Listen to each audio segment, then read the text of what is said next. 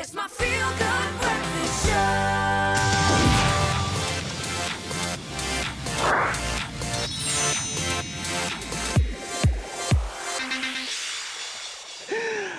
Welcome back as we near the end of your daily dose of feel-good showing on TV here on SABC3. It's time for us to look at gaming. If there's one thing that makes any video game worth playing, apart from the storyline and actual gameplay, it's also the graphics. They play such an important role. And while some game developers push the boundaries between the digital world and reality with hyper-realistic graphics, others are embracing a more, simpler, stylized aesthetic or basing their design off of a style that is based on art, and we use all of that. We see it in traditional mediums, and they take that and then they bring it in gaming, which is just fantastic. Grant Hines joins us to share more.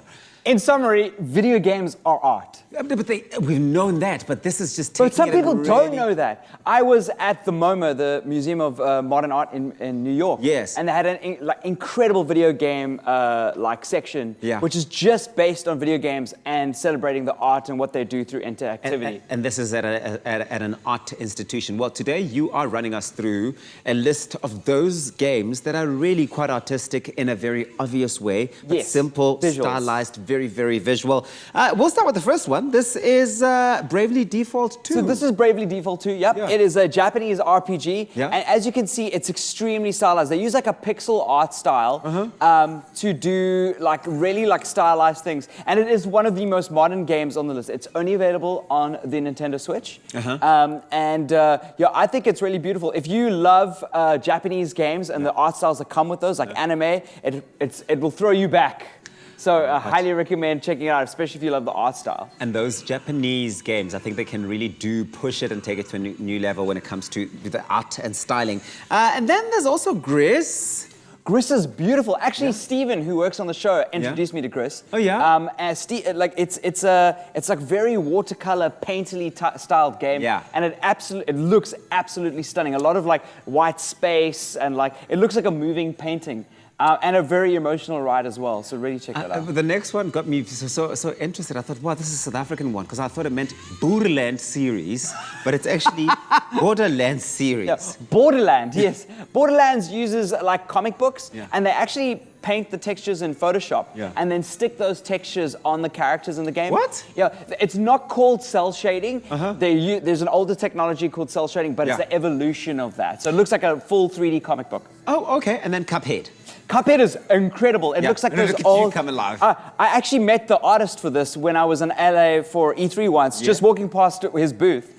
And it's this hand-drawn. He literally hand-draws every single frame, and it looks like those old vintage Disney films. So if you think of the Lion King from back... No, 50s Disney. Even vintage. Way earlier. And it's just repurposed for video game, and it's something that I've never seen before, and it's just it's so standout. This one, I think it really caught my attention. Journey.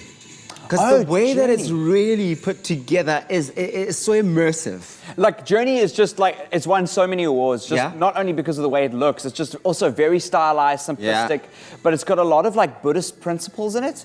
And the whole idea is it's a very short game, and you respawn once you get to the end, and you then will join with a random player who can only sing to you. They can't, it's another player online, and together you have to go on this journey to reach the top of the mountain. I love that. And the longer you play, the longer your scarf gets, so the more experience you have. So you might join up with somebody with this really long scarf who can take you through this journey by singing it to you. It's just beautiful, man. And some people in gaming prefer the more sort of ultra-realistic experience. And Limbo is a game that does that. It provides just that, yeah? No, Limbo's also black and white, monochromatic, just also very stylized, a little bit darker in theme, but everybody can play it. But it just goes to show you the different lengths and the different executions that you can get when it comes to video games. They are an art, and art is used to create them. They are an art, and art is used to create them. And there's a whole host of them out there, and I think it's worth taking the time to research them, have a look at them, and I appreciate the fact that people have put in